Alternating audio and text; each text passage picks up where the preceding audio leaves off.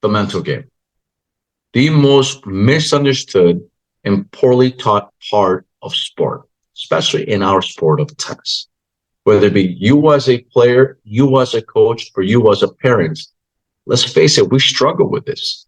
So here today, when we're talking about your private voice and truly how to structure this much better with the four components. You've seen this before. You've seen this quote. The idle mind is the devil's playground. Think about that. What does that mean? If we're not progressing and moving forward, if we are just letting things happen in a way, if we're not really seeing what the next step is, and our mind is idle, then we start thinking negatively. From there, negative thoughts breed negative thoughts. And this becomes a snowball effect, a domino effect, if you will, which you'll see later, where at the end, we start getting into quicksand and it's hard to get out. We start getting into a rut and it's hard to get out. We have to make sure that our mind is thinking and is thinking progressively. So now the mental game. You're so stupid. You don't get it. I'm wasting my time. You're helpless. You should just quit. Have you ever thought this way? Have you ever thought about others in this manner? Have you ever said this? Have you verbalized these thoughts to someone else or to yourself? Most of us have. Is this the way we speak to ourselves? Is this truly how we want to sound? Think about this. Is this how you want to sound? You heard me say it. Is this how we want to sound to others, especially as coaches or as parents or as people with relationships that we all have? Is this how you want to talk to other people? And I love this question. Such an interesting one. Is this the way you want people to hear yourself talk to yourself? So if they were next to you or if somehow they were inside your head, do you want people to listen to you talking to yourself this way? Most likely not.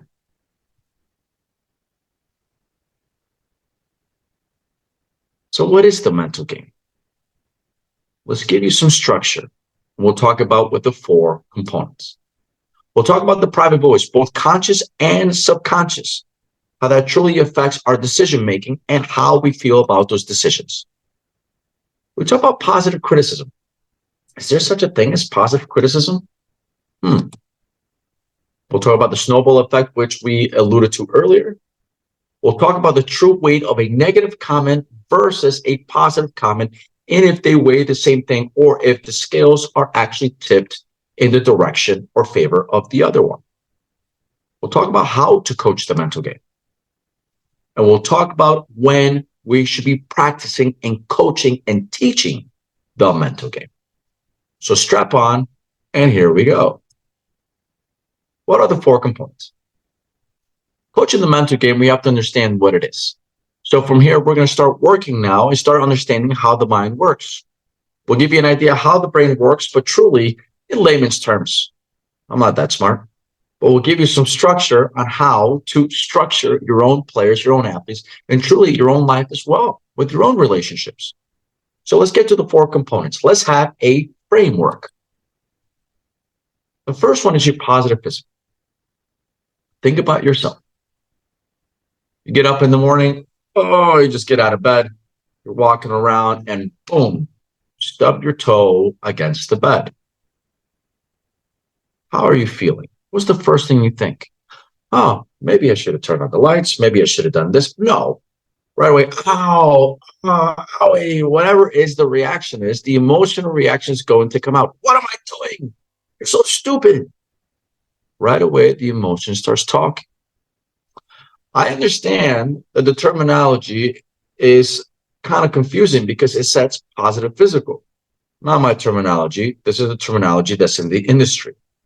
Maybe we should name it positive/negative physical, but at the end, please follow that this is not mine. This is the terminology in the industry. Because for the most part, the first reaction is going to be a negative one. with most things, by the way. Think about your social circle when you're around people. After the formalities, hi, how are you? How's everything going? Blah, blah, blah, blah. Usually, what is the first thing people talk about? Especially maybe in a restaurant. Oh, the food here is pretty good, but this happened before. The waitress or the waiter doesn't have this in time. We start complaining. We start making excuses. We start speaking negatively. That's something that hopefully with this conversation today, we get out of. Start speaking positive. Positive breeds positive. Negative breeds negative. But for the most part, the positive physical has to be negative. Think about when your player goes out there, hits a shot and misses, or you yourself missed a shot. Oh, no, I can't believe I missed that shot. Oh, what was I thinking? Or the other way, you make it. Yeah. The positive physical at the end is going to be your reactions. Okay. So we'll talk about that next. I jumped a little faster than I wanted to. I got excited because we'll talk about relaxation. We'll talk about preparation, and we're going to talk about your rituals. These make up the 4 components. So I've already given you a preview of the positive physical, as you saw earlier. We've talked about how we can be down on ourselves. We talked about how excited we can be. These are the emotional feelings and or actions after a point, after something happens. Again, they can be positive, they can be negative, but we refer to them as positive physical. By the way, in our sport, in tennis, there should not be more than 3 seconds. In our life, there should not be more than 3 seconds. In other sports, there should not be more than 3 seconds. We have to make sure we're able to control this as much as we can, and we're going to give you ways how. Our sport, I do feel like we're in a very sad state. Very sad state. We had a very similar discussion with a lot of coaches last night from around the world. There was a young man a couple of weeks ago in a tournament called Les Petits. Les Petits is a very, very big tournament that happens here in France, happens here in Europe. And the young man decided to give the bird, the middle finger, the magic finger, whatever you call it, to the chair umpire after a ball was called out that supposedly was in. The umpires also make mistakes. But the question is, why did this young man do it? Of course, he was frustrated. There's just positive physical, but it elongated past 3 seconds. And he lost the match. He was defaulted. He was asked to, not asked, he was told, your match is done. As it should have been. But where is this coming from? We're not going to get to it today, but we in our sport are showing way too much violence, verbal abuse to the umpires, to the opponents, which cannot happen in other sports. You do the same thing in other sports. There's your yellow, there's your red. Get out. You cannot go out there and take your racket and beat the chair, okay, the umpire's chair with the racket. You cannot. You cannot go out there, hit a ball, hit a player, okay, or hit an umpire or hit a fan and then be allowed to play the next match. You cannot. This is not allowed in other sports. It should not be allowed in our sports. This is something we have to control. Why do we bring this up? Because you're not machines either. We are not machines as human beings. We're not AI. You're going to be emotional, but we have to make sure we control the emotion. It's okay to scream. It's okay to curse even at times. It's okay to do certain things, but we also have to make sure we limit how much of this emotion we can get out of. There's a box we can play with. We cannot get out of it. And the positive physical, again, it's critical to make sure we stay within the boundaries and it lasts 3 seconds. We're going to get into the brain a little bit right now. Okay? And again, do we have to know everything about the brain? No, but we have to know some key parts. We'll talk about the amygdala. The amygdala is part of the brain that deals with emotion. This is when you stub your toe, when you make the shot, when you miss the shot, when somebody tells you, I love you, when somebody tells you, I'm sorry, and they feel it and you feel it. That's the part that is emotion. It's your first responder. You stub the toe, you make the shot, yay. Somebody tells you, I love you. Oh, my goodness, this is amazing. It's the first responder. And of course, it's your emotional side. This is part of the brain that starts controlling this and starts telling the rest of the brain to start working and make sense out of this. We're going to get to this next. So you see it here. And I want you don't have to break the brain down and become now a neuroscientist. If you want to, that's phenomenal. I think it's great. The more you know, the better. But remember where this is, because now we're going to see where it's at and we're going to see where the signal has to go. So you are able to understand not only yourself and your emotions, that it's okay to have emotions, but also it's okay for others to show emotions as well. And we have to start working with people with empathy and also patience. Relaxation. We talk about relaxation so much. If you've not seen the video, get it. It's a wonderful video where we talk about imagery and we talk about visualization. So relaxation is the utilization of an imagery, the picture, the framework that you have where you draw or you are creative and you draw or paint an image on your brain to help you come down with anxiety and tension. It helps the nervous system start to relax, the respiratory system, which is going to help the muscular system free up. We talk with players to play free and to play loose and not to play tight. Correct? This is the part that we have to make sure we work on and we master. And we keep practicing, so we keep mastering, so we make sure that the body stays loose. Relaxation happens from 8 to 12 seconds in our sport. Keep tabs of these numbers. Especially you saw earlier, the positive physical was maximum 3.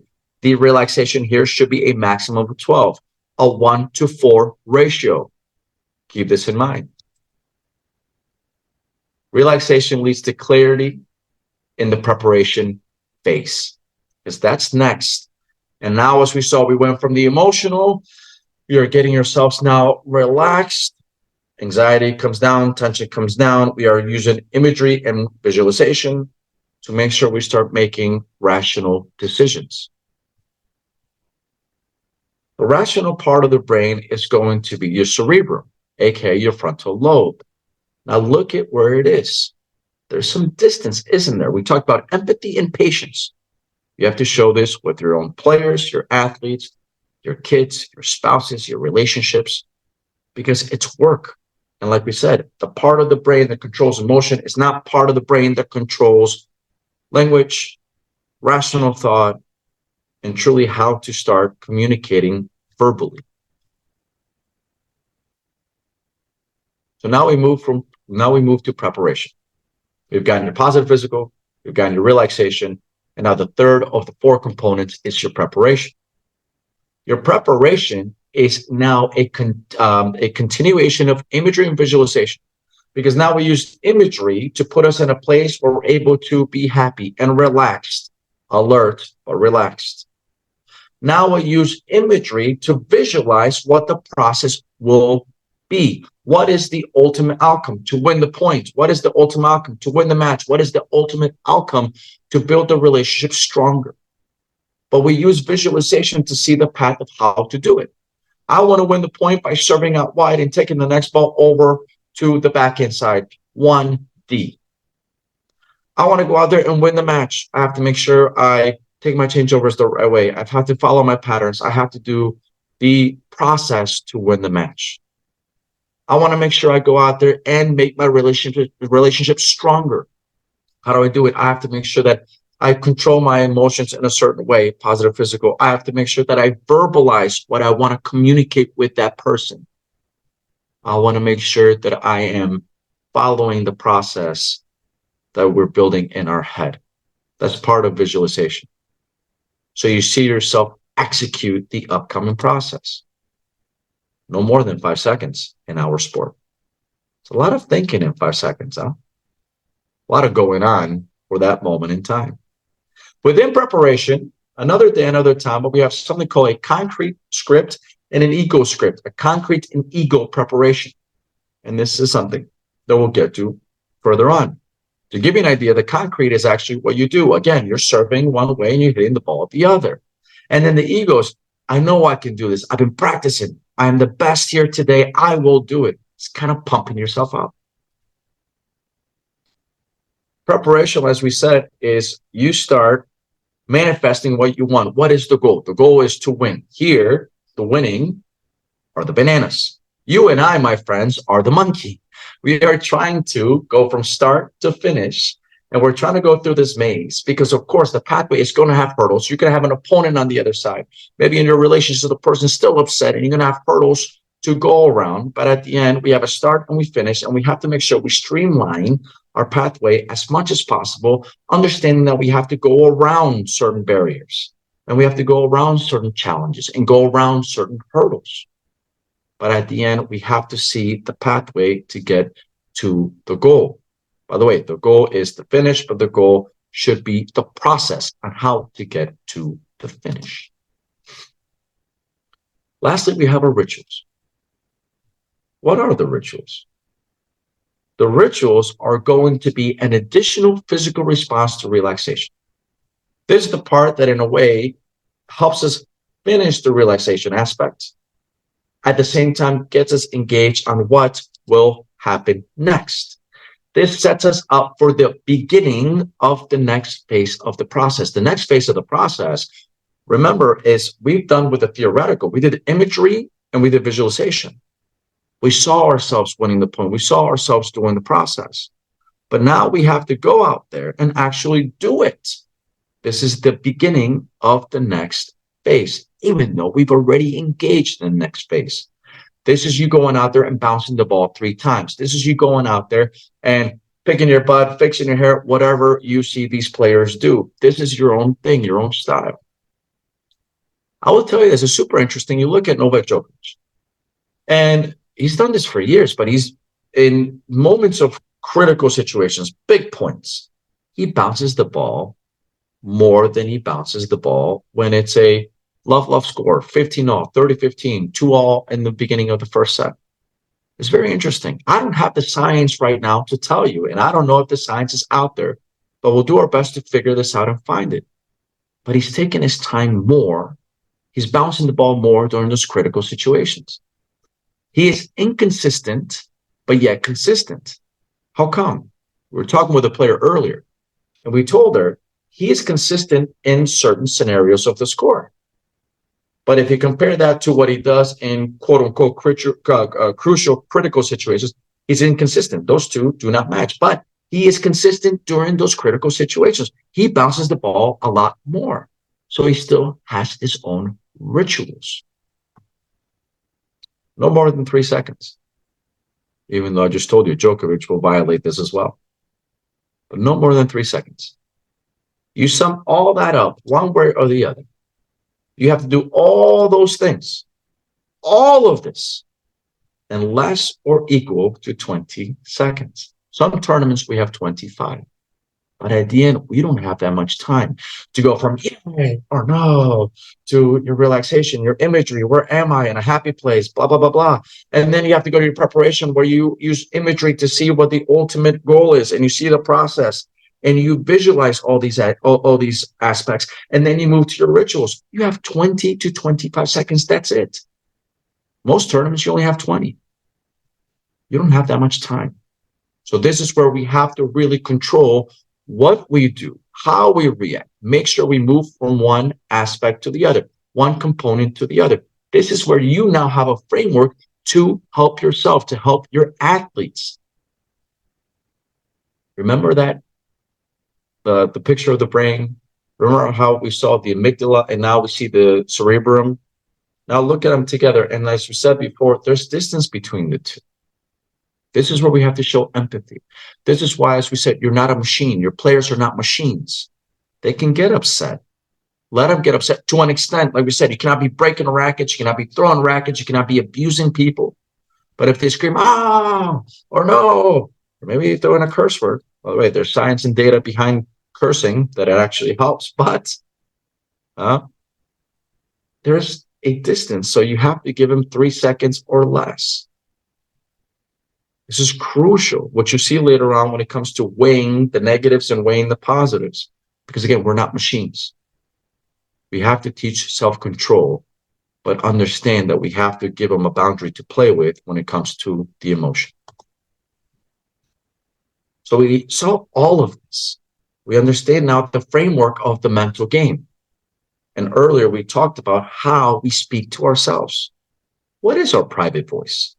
Because this is something we work on with our athletes and people all the time. because you're always talking to yourself. Think about this. You talk to yourself more than you talk to anyone. You talk to yourself literally, even when you're sleeping, when you're dreaming, your conscious and your subconscious. So what is the private voice?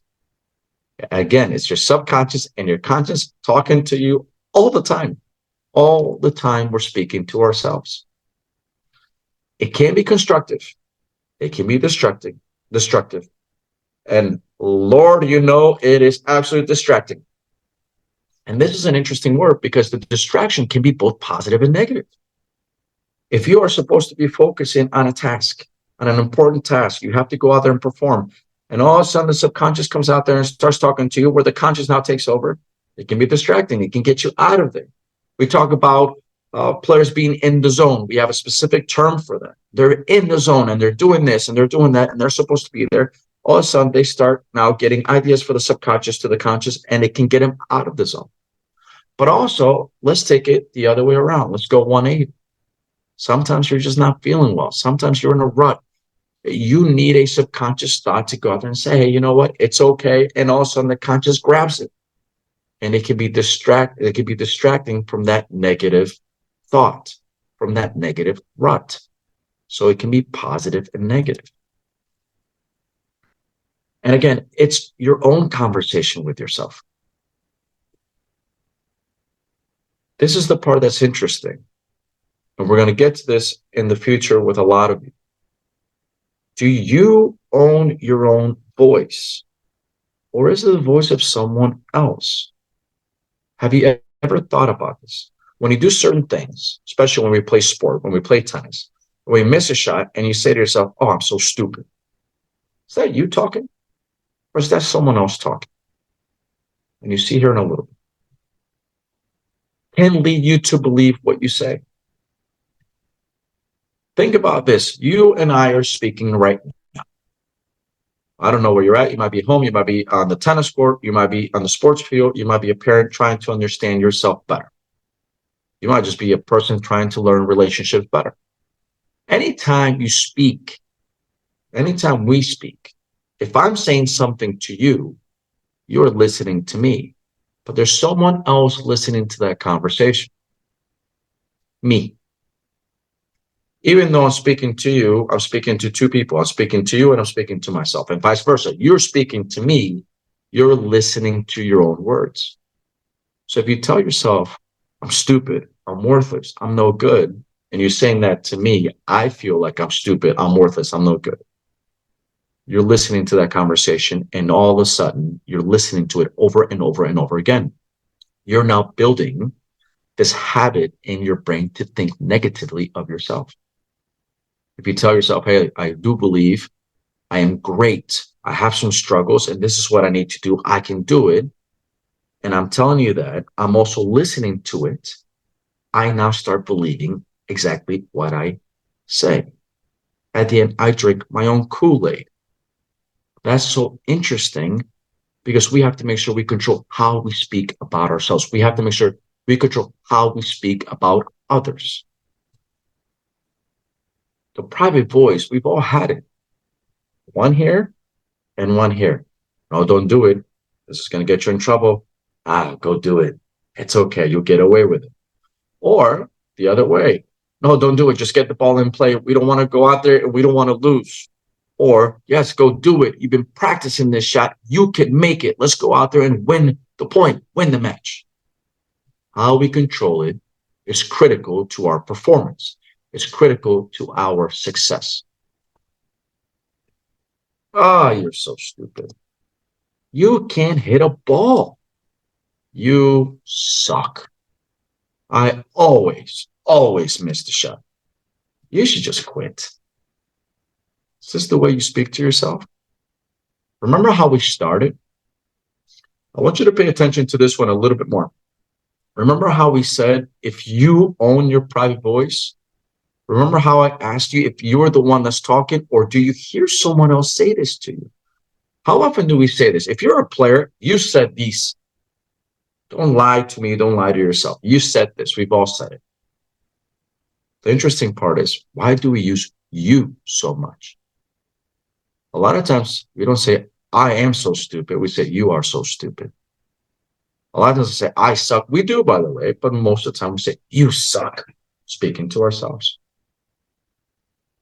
Is it that we believe this? Well, we do now. Is it that we came up with this idea, or did someone else say this to us? And now we believe it because we heard it and then we repeated it. Super interesting. Again, this is something we're going to get to much later on in another video training session. So again, is this the way we speak to ourselves? Is this truly how we want to sound? Is this how we want to speak to others? If we have coaches and parents here, is this how you want to speak to people? Treat it the other way around. Is this how you want to be spoken to? And at the end of the day, if someone's next to you and they can hear you verbalize this, if they can jump in your head and hear you as you say this to yourself, do you want to portray that message? What would they think about you? What would you think about someone next to you saying those things? Most likely, you're not thinking very highly of them, very positive. You, I'm sure, will believe they struggle with confidence, security, and they're not top performers. We've been talking about this private voice, and we're talking about the you aspect. You are so stupid. You're an idiot. You can't hit a ball. You cannot perform. Is there such a thing as positive criticism? Very lucky to travel around the world, work with so many coaches, work with corporations, CEOs, leaders, owners, athletes, you name it. And so many of them come up to me and say, yeah, coach, there is such thing as positive criticism. Oh, boy. Is there? Is this the way we were taught? By the way, many of us, present company included, were taught this way. Is there? Are we using this form of speech with ourselves and others? And if so, can we change it? Is there a better way to speak? Is there a better way to train? I want you to take some time and define these 4 words. The definition for positive, criticism, constructive, and feedback. Take some time and define these words. Go ahead. What does it mean to you? In a little bit, I will not use my definitions. We're going to use the dictionary's definitions to really see if your definitions match to the definitions in the dictionary. What's out there? What is commonly believed as true? What are the definitions? Positive, criticism, constructive, and feedback. Because we're going to now play with these words and see what matches with what. If we have words that really match together, or we have words that clash against each other. Let's get to it. Positive.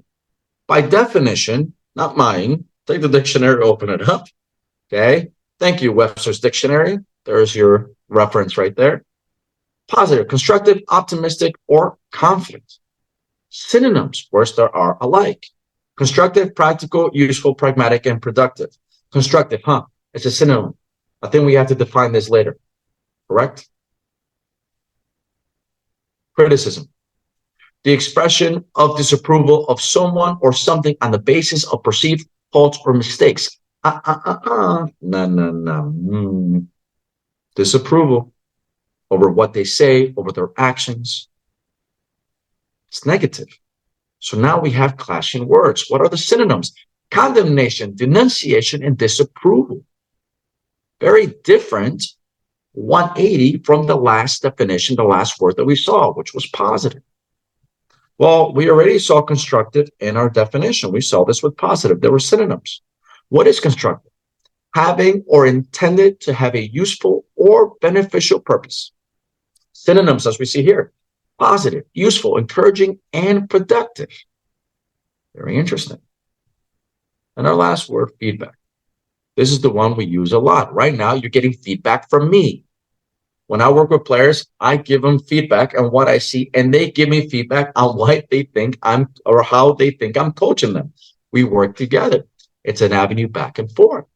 Feedback is information about reactions to a product. Someone's trying to sell you a product. Buy this. This is going to help you. Or a person's performance of a task. Hey, really nice shot. I thought you actually got around the ball really well. You hit the ball with a good margin and you produced the error. I thought you hit that shot completely linear and it was really nice because you were in front of the court and we just missed it, but the idea was good. The next time we have to increase the margin just a bit as an offensive shot. There's the feedback that is used as a basis for the player, the athlete, the person to improve. Synonyms: response, answer, or reply. So now think about those four words. Think about what they mean, think about the synonyms, and think about how they can match or maybe not match. So is there such thing as positive criticism? Those were those first two words we had that we tried to define. And then we defined through the dictionary. We saw their synonyms. Is there such thing as constructive criticism? It's another one I hear quite a bit. Interesting. Or is it more constructive feedback? We know that positive and criticism do not match up. Look at the dictionary, look at the presentation here. They do not match up. But positive and constructive did. Constructive and feedback did. So now at the end of the day, positive equals constructive. Constructive equals feedback. So now these three words, however you put them, they're all very similar. They feed off each other. They are something that we can build upon. They're not destructive like criticism is. Positive criticism does not exist. It doesn't. For growth and healthy relationships. Unfortunately, positive criticism does exist. And those relationships are not growing and healthy. They're destructive. They have a longevity that will be short. They have a time stamp that starts and finishes short compared to something that will go for a long time. These are not growth-minded relationships. They are fixed-minded. They're transactional. They're abusive. Get rid of positive criticism because you are doing a disservice to your athletes, to your children, to your spouses, to your partners, to your relationships by being critical. Instead, try to use constructive feedback. Remember how we talked about we were trying to figure out the way between negative and positive? I'll tell you a quick story here as we break this down. If you go to someone and you say one thing and then you say the other, positive and then negative, or a negative and then a positive, do they neutralize themselves? I told you I was going to tell you a story, and I'll tell you right after this. For every one negative thought, you need 4 positive ones to level this out. This is what science tells us right now. For every one negative thought, you need 4 just to neutralize the situation. You need 5 to get back into a positive environment. They don't weigh the same. So I told you there was a story. I was doing some mental training with a player the other day.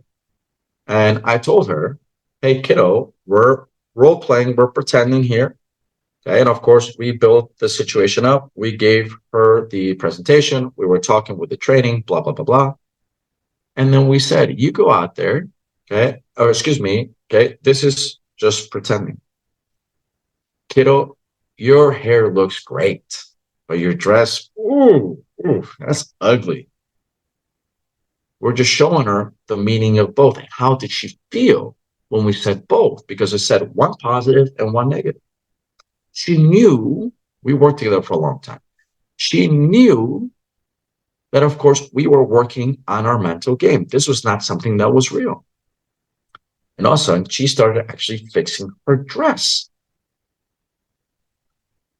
Then I said, kiddo, can we do it the other way around? Now I'll say, ooh, that dress, ugh. But by the way, the hair looks really nice. She still was out there fidgety trying to fix, okay, the dress. And we talked earlier today. And I told her, hey, kiddo, do you know you're actually doing this? And she said, no, coach, actually, I had no idea.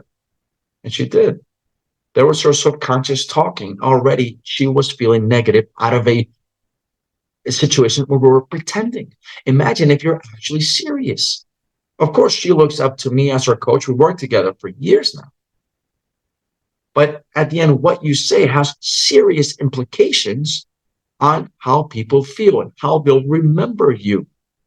It's critical. For every one negative, 4 positives to get back to neutral.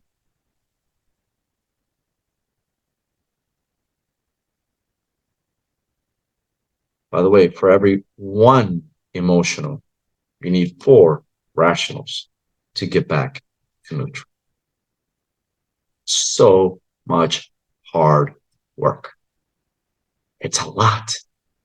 So that's what we said earlier. The positive physical has to be controlled to an extent.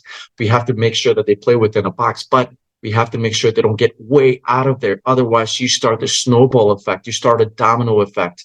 And we have to make sure they go out there and they have a safety net where we go out there and try to make sure we control the positive physical to get into their relaxation and preparation and rational thought. We have to coach them the right way, that they know that they can go out there and make a mistake and they start seeing the silver linings of things. And we go out there and say, I got you, because as much as they talk to themselves, the moment they see us also being negative with them is going to affect them negatively. Like you saw a pretending situation where we say, oh, that dress is nasty, even though your hair looks great. And all of a sudden, we had a player trying to fix the dress out of a pretending situation. So interesting. Words matter. We have a saying back in the US as kids: sticks and stones may break my bones, but words will never hurt me. A bunch of baloney, garbage. Famous author once said, the tongue is sharper than the sword. The tongue is deadlier than the sword. What you say matters because people remember. What you say to yourself matters because you will remember, and you will start manifesting that character from yourself. Words matter.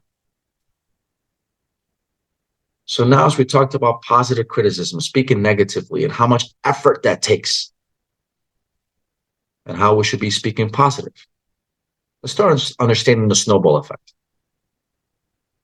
How does a snowball start? Because we're going to get to an avalanche. How do they start? They start with the most frail thing possible, a snowflake. It snows. 1, then 2, then millions and millions and billions, of course. But if you have a snowflake that lands in your hand, the warmth of your hand will actually melt the snowflake. Imagine now, as they fall, again, millions, if not billions of them, you're able to now put them together and start creating a snowball. Now you have something that will not melt in your hand. Not necessarily if you're outside.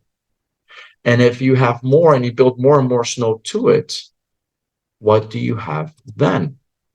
Now you go from a snowball to a much, much, much bigger snowball, right? And now this is interesting because this is much bigger than what it was. This is much more dangerous than what it was.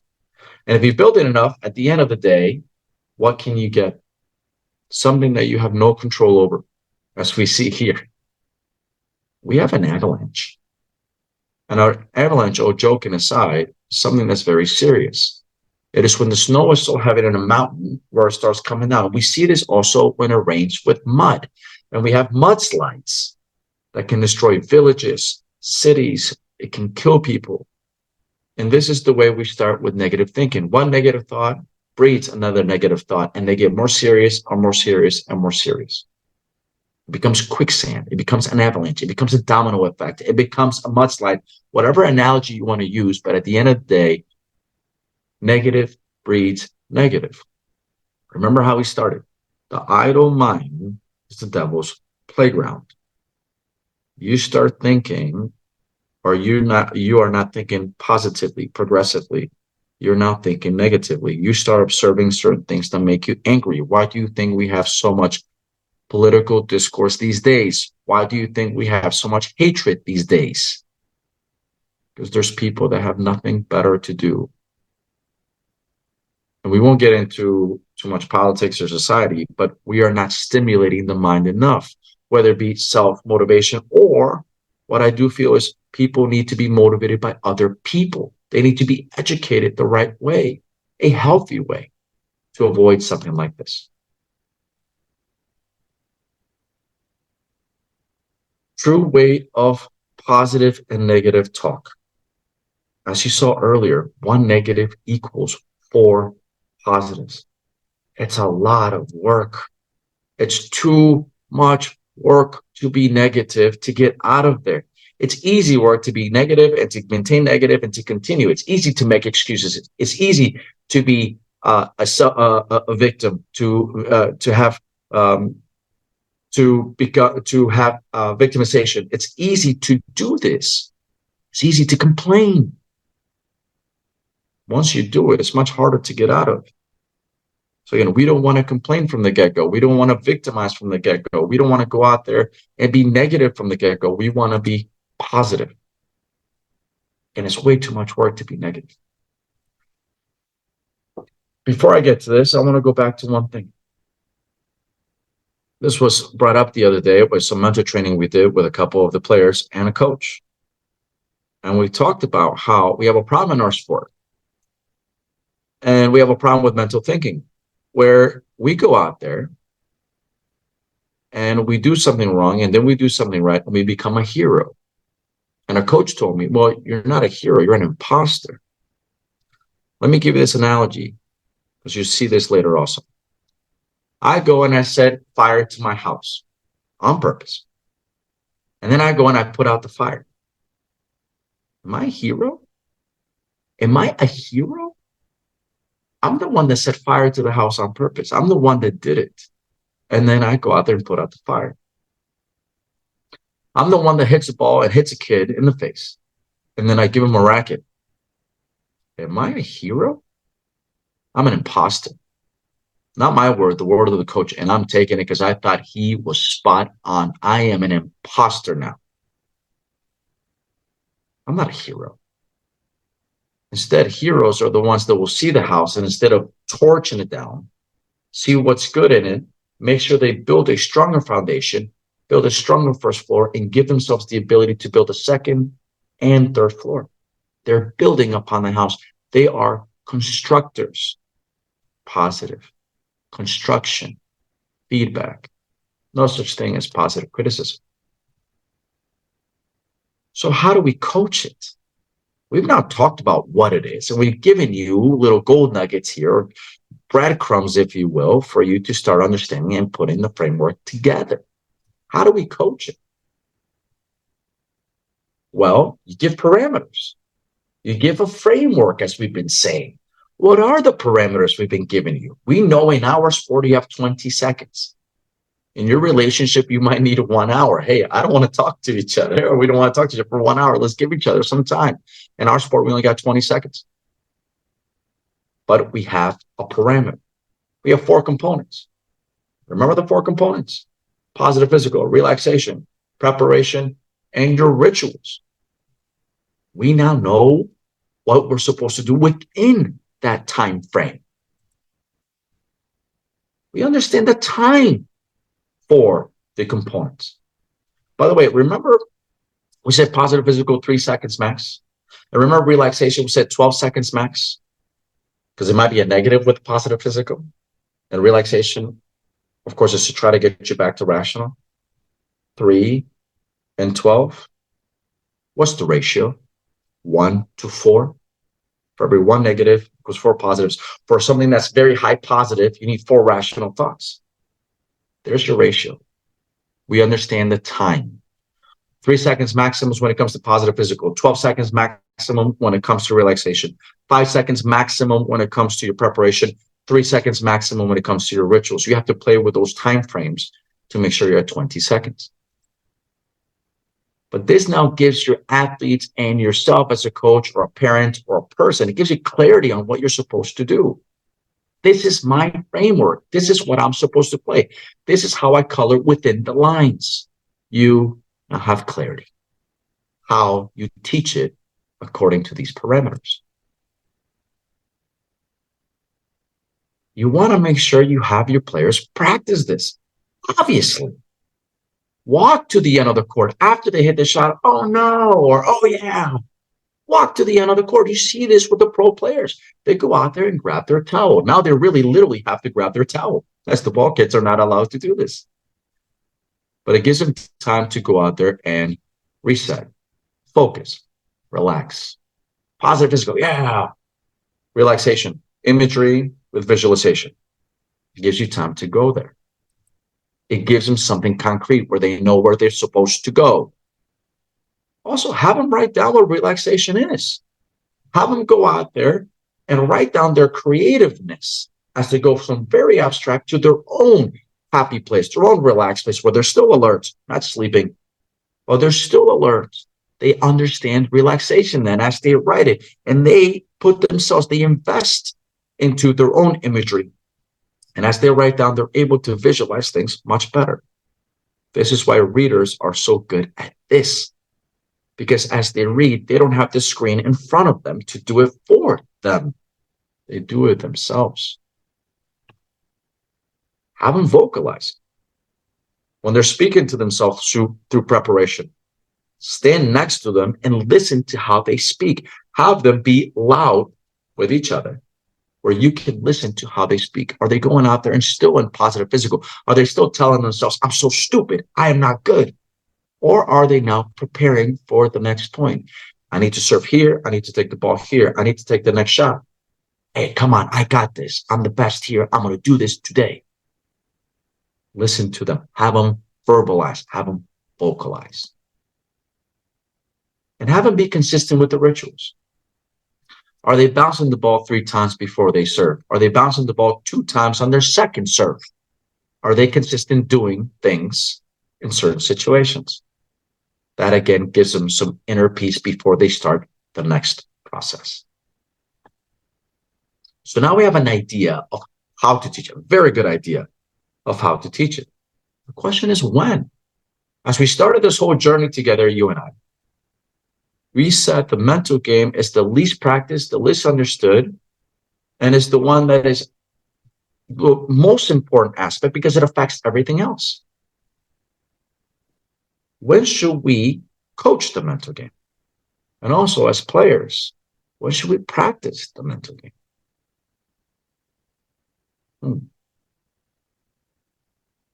All the time. All the time. The moment you're not practicing any of these things, you're wasting your time. The moment you are not practicing these things and or trying to perform these things, you've made yourself into a worse player. How come? Without the mental game, you're just a paper tiger. You might look scary. You might look confident. You're going to fall. An external stimulus or internal stimulus is going to come in. It's going to make you frail. It's going to make you weak because we don't have the confidence or security to believe in ourselves. We don't have the confidence or security that we've built for our athletes. We have to make sure we coach it and teach it and perform it. Well, maybe not perform, but we're trying with effort to do it all the time. Not the mental game, the physical game becomes weak. Anxiousness, tension, nervousness. It goes out there, the physical, now it gets shaky. Now we are doing excess things that makes us more tired. We are putting strain from our nervous system to our muscular system, okay, where we are tensing up. Our respiratory system starts going faster, which affects everything else because we're not sending oxygen out to the blood to make sure it goes to the muscles. We're affecting the whole physiology of ourselves, of our athletes. Without the mental, the physical breaks apart. Without the mental, the technical becomes inconsistent. You start doubting, am I going to go out there and hit the shot? You start getting tight, like we said, with the nervous system, the respiratory system, the muscular system. You start becoming tight, and the technical sometimes will be nice.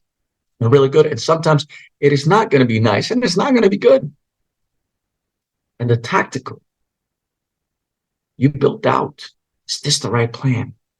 Should I do this? Oh, I need to be more creative. I need to do something else. You start now second guessing the plan you build with your coaches or with your players. The mental affects your physical, your technical, and your tactical. The most important part of the game, the most important part of our lives, and the least practiced and understood. But now you have a much better understanding.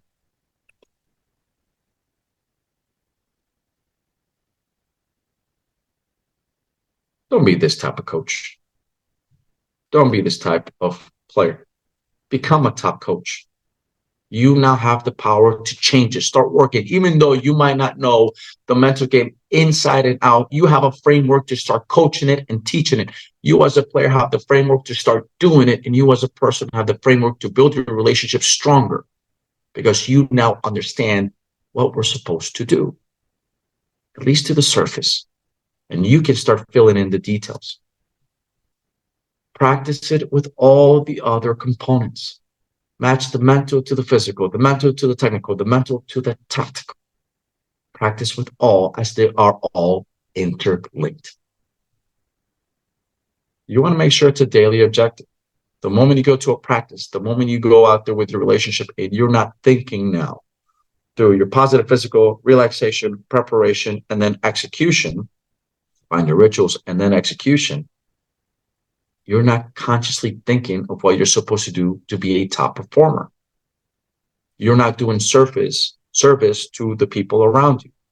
You're not being empathetic and then understanding of what you're supposed to do. It's a daily objective. And make sure you have your players as a coach engage in what they're doing. Remember, give them purpose. Hey, we're doing positive physical. Okay. How do we do positive physical? You can go out there, but you have 3 seconds. Count the seconds. Have them count each other. Have them count themselves. Get them engaged in this process because they will thank you for it. They will understand how to manage themselves much better. And this will not only be on the court, on the field, but also in life, making them better people. You can be ultra competitive. I am. I haven't met too many people more competitive than me, but still be ultra constructive. Your job is not to destroy someone. Your job is to go out there and perform really well where you destroy the scoreboard in your favor, but not them. You can go out there and beat them up, pick them back up and say, hey, tough match today. I played really well. See you tomorrow. See you next week. I'll see you at the next tournament. That's the idea. Can we have healthy competition? Stop destroying people. That's not good competition. Okay, that's competition that at some point starts eating at you. Be healthy, be ultra competitive, but be constructive. So to finish off, I want to make sure that I'm thankful to you for being here with me today. And I hope I gave you a better idea of what the mental game is supposed to look like, how to teach it, and how to apply it to our own life. Remember, our job is not to set the house on fire and then put it out. It's not our job. Our job is to make sure that we build the house stronger. Why start a fire, destroy the first 2 floors, then put it out and have something that then is shaky? It's not stable. Instead, go out there and build the foundation stronger. Make sure you take care of the first floor because that gives you an ability to set the second and third floor in that same house. You build your house stronger and better. And that's what we're trying to do. We are trying to make ourselves stronger mentally so we can help ourselves with every aspect of our life. And then from there, we're able to help others become stronger, more secure, and they're able to become top performers. Thank you for being with me today.